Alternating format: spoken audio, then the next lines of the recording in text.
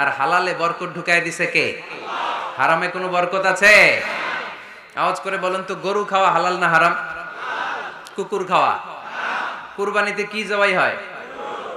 সুন্নতে খাতনার অনুষ্ঠানে, বিয়ের অনুষ্ঠানে, প্রতিদিন কসাইয়ের দোকানে, কোথাও কুকুর জবাই হয়?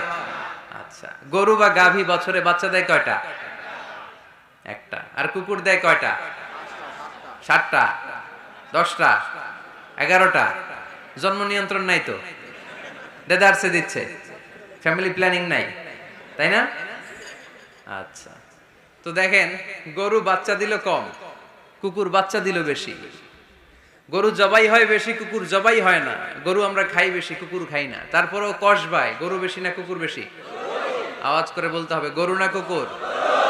কারণ গরু খাওয়া হালাল, আর হালালে বরকত ঢুকাই দিছে কে? এজন্য দ্য ডিসিশন ইজ ইয়োরস, সিদ্ধান্ত আপনার। কই যাবেন, ডানে না বায়ে? হালালের সাথে না হারামের সাথে? হালালটা হচ্ছে পরিবেশ বান্ধব। হালালটা কি?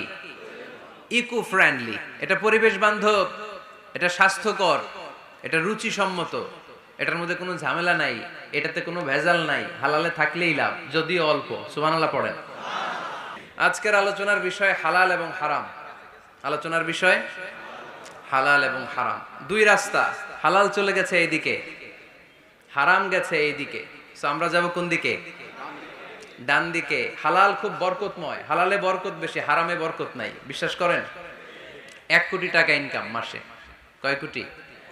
এরকম লোক আছে না কসবায়? বাংলাদেশে আছে না? 1 কোটি টাকা ইনকাম, কোটি টাকা ইনকাম তার। কিন্তু বছরে কোটি কোটি টাকা তার ইনকাম, 1 মাসে ইনকাম 1 কোটি টাকা। কিন্তু দেখা যায় মাসে একটা হসপিটাল বিল পরিশোধ করতে তার চলে যায় 50 লাখ টাকা। আছে না নাই? ওয়াইফের ক্যান্সার, যার নেই কোনো অ্যান্সার। ছেলে ইয়াবা খায়, ওরে দেয়া লাগে 20 লাখ। বাড়ি ভাড়া, খাওয়া দাওয়া ইত্যাদি খরচ শেষে দেখা যায় মাস শেষে আরো 20 লাখ ঋণের মধ্যে পড়ে আছে। আছে না নাই? কিন্তু মাসে ইনকাম ছিল কত? 1 কোটি। কিন্তু মাস শেষে দেখা যায় 20 লক্ষ টাকা ঋণের বোঝায় চাপা পড়ে আছে।